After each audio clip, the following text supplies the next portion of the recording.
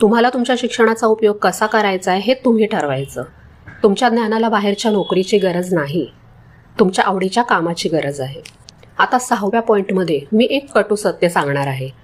ते म्हणजे नोकरी करणाऱ्या हजारो स्त्रिया आज नाखुश आहेत, कारण त्या फक्त कमाई करतात, पण त्या पैशातून समृद्ध आयुष्य जगण्यासाठी जो थोडा तरी मोकळा वेळ लागतो तो त्यांच्याकडे नाही.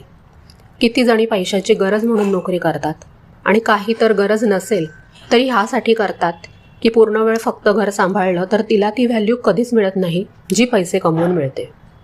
ह्यात कुठेही नोकरी करणाऱ्या स्त्रीला कमी लेखण्याचा माझा उद्देश नाही आहे, पण मी वर जे बोलले ते खरं आहे की नाही हे तुम्हीच मला कमेंट करून सांगा.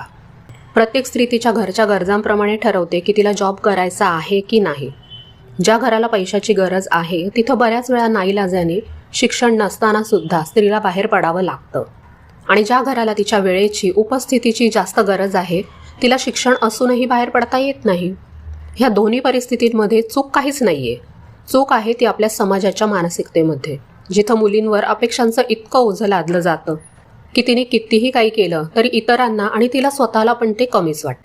मी स्वतः या चॅनलवर नेहमी बोलते की स्वतःचे थोडे का होईना पैसे बाईने कमावले पाहिजेत, पण मी हे सुद्धा सांगते की घरात तितका मान मिळत असेल, तुमची व्हॅल्यू केली जात असेल आणि तुम्हाला आवडत असेल तर आनंदाने पूर्ण वेळ गृहिणी म्हणून राहा.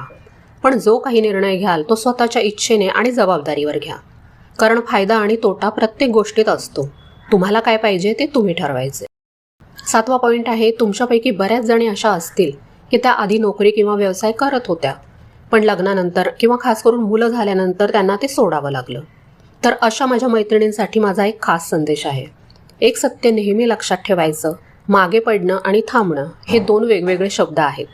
तुम्ही मागे पडत नाही आहात, तुम्ही तयार होत आहे. कधी कधी आपली वाट आपल्याला स्पष्टपणे दिसत नाही, पण ह्याचा अर्थ असा नाही की तिथे नसते. थोडा उशीर झाला म्हणजे सगळं संपलं असं नाही. पुन्हा करिअर सुरू करायला उशीर होतोय, पण तुमचे विचार खोल होत आहेत, तुमचा जीवनाचा अनुभव वाढतोय, जगाकडे आयुष्याकडे बघण्याची तुमची दृष्टी विकसित होते. आणि जेव्हा मनात विचार येतो आता काही करायला उशीर झाला, तेव्हा स्वतःला एकच गोष्ट सांगायची, उशीर झालेला नाही तर योग्य वेळ आलेली आहे.